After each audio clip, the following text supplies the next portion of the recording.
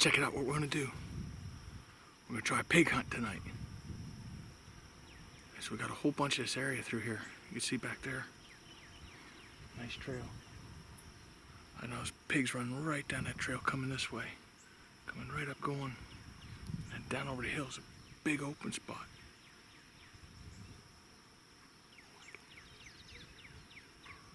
We may have pigs sooner than I thought. Alright, hey, let's see what happens.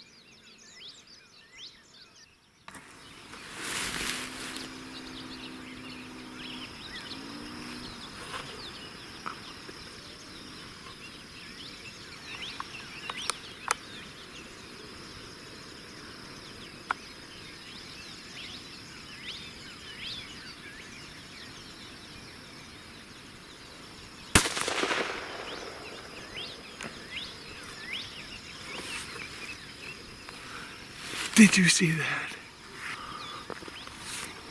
Holy smokes. Dude, that was awesome.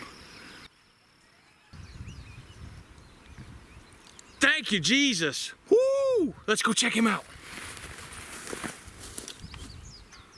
Ew. Looky here. Wow. Dude, what a nice little pig. The stinky little boar. Can you guys see that? This little guy came walking. He came from right over here. I come walking across, dot, dot, dot, dot, dot. And he sat right here and he's just like, chomp, chomp, chomp, whatever he can get. Man, oh, Ruger did a job, huh? I guess I was a little further off than I thought. Took a nice, looks like a shoulder shot on him, clean through him. That's pretty cool though. All right, see if anything else comes out. I love this. Aloha, hey, check it out. So what we got, went out and got our pig, right? And that's half of the thing is catching the pig, as we say it out here. I didn't catch it, I actually shot it. But, so now, what do we do with it when we have it, okay? And that's the big thing. You can take a perfect piece of meat, you can either make it taste really good, or you can ruin it. I do the ruining part, so I brought in Chef Justin, good friend of mine. So, all right, Chef Justin. So, Justin's gonna come in, he's gonna tell us what to do with this piece of pork. And, hey, welcome, Chef, what do you got? We got a pig that Jeff caught the other day, and we cured it in the freezer for a couple of days. That's what you want to do. You don't want to cook it fresh. And this is actually the rib part of it. And I'm going to take this here and place it right there. I deboned a little bit on this side and a little bit on that side. So when it cooks, it falls apart nicely and you don't have to cut that part. And having the meat on the bones is awesome. That's where a lot of the sweet flavor is. So one last step on this guy. We're gonna make some squares here. So when that gets done, it'll be nice and easy to cut. Now how deep are you cutting this? I'm going just below the skin into the fat a little bit. You don't have to go all the way. Just a little bit is good. And this skin is done with the hot water technique. That technique involves just under boiling temperature. You put it on the pig. It kind of cooks that skin on the outside a little bit. You scrape the hair right off. You can take a black pig and turn it white like this. This was actually a black pig. It's the one I got. I got that.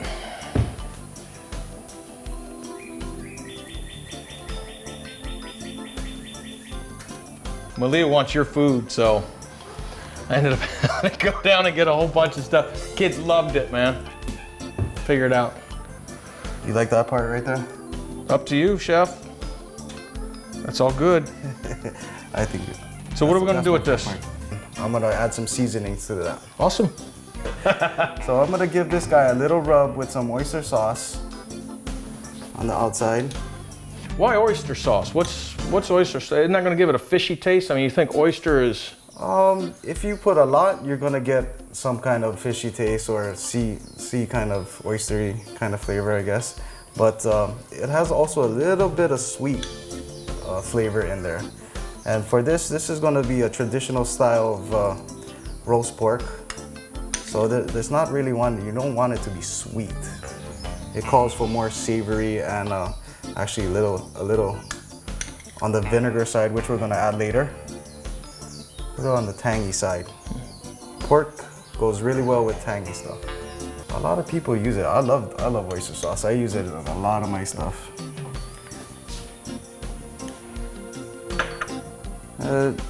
You can put it in chicken. You could pretty much put it on anything. This is just regular pepper. I prefer grounded peppercorns, but we're using what we got in the kitchen, keeping it nice and simple. Everybody has a little bit of different palate. All right, we're gonna keep that just like that. I'm ready to get that. Okay. So we're ready to stick this guy in here. We'll sit this like that. I'll come around and hold this up. Just gonna go ahead and grab this and stick this guy like that. You can see how nice that looks. So you're going fat down on that. All right. Okay. Now I'm gonna put the salt first. I'm gonna kind of give it a sprinkle like this. It's not gonna be that much. Get it nice and kind of spread out a little bit. We're gonna spread it out a little bit more with that spoon and that oyster sauce. Get a little bit in there.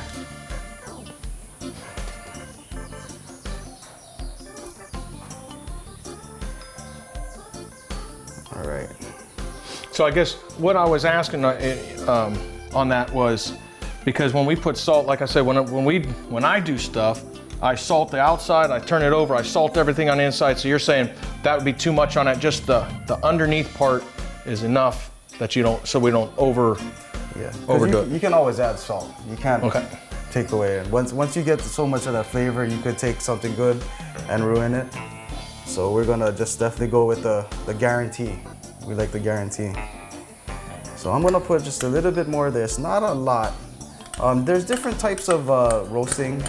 Some call for a lot of oyster sauce, and some calls for no oyster sauce. But we're gonna go with that amount there. Now I know you do a lot of this stuff.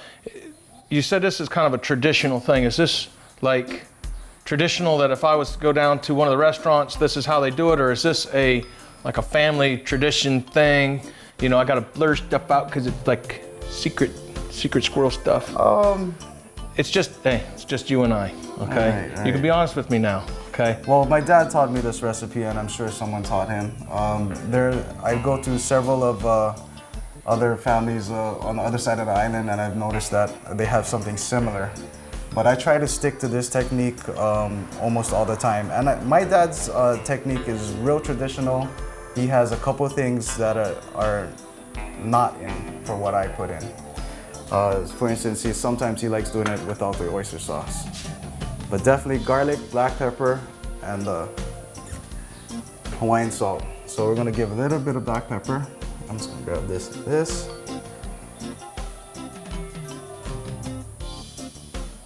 At this point, I'm just kind of spreading out a little bit because I am gonna use my hands and I'm gonna just lomi that.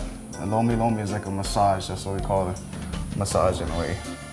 So if my wife's listening, I like lomi.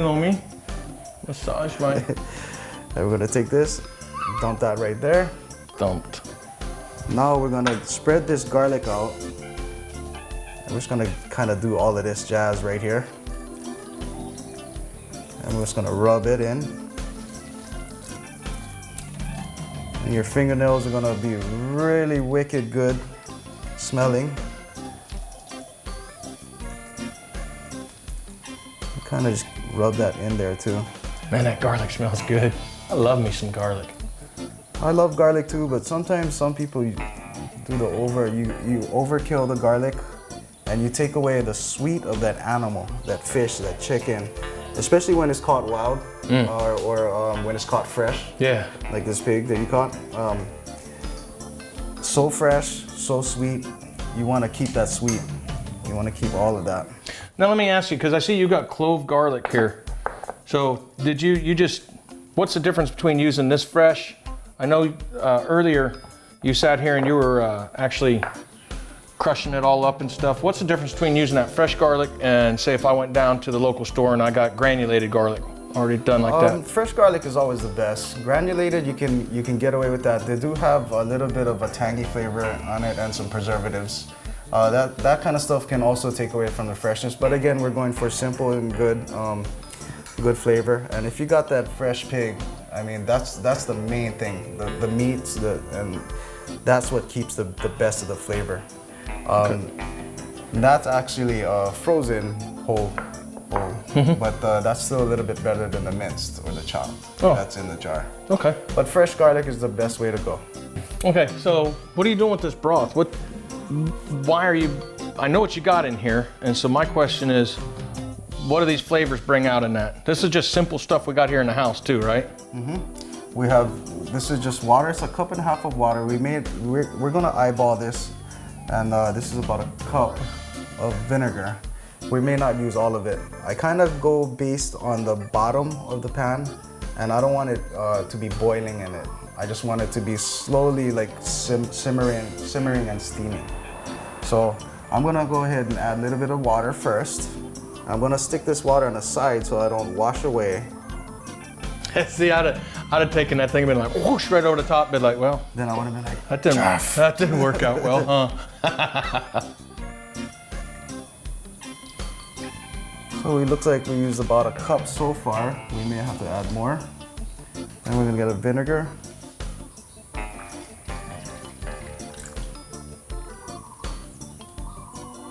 Now, what kind of vinegar is that? Just regular apple cider vinegar, or that's not a white vinegar?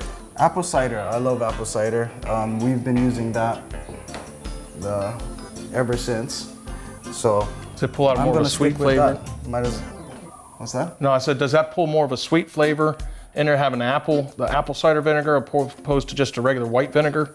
I'm sure it does, but my dad told me. That's how you do this. That's how you do it.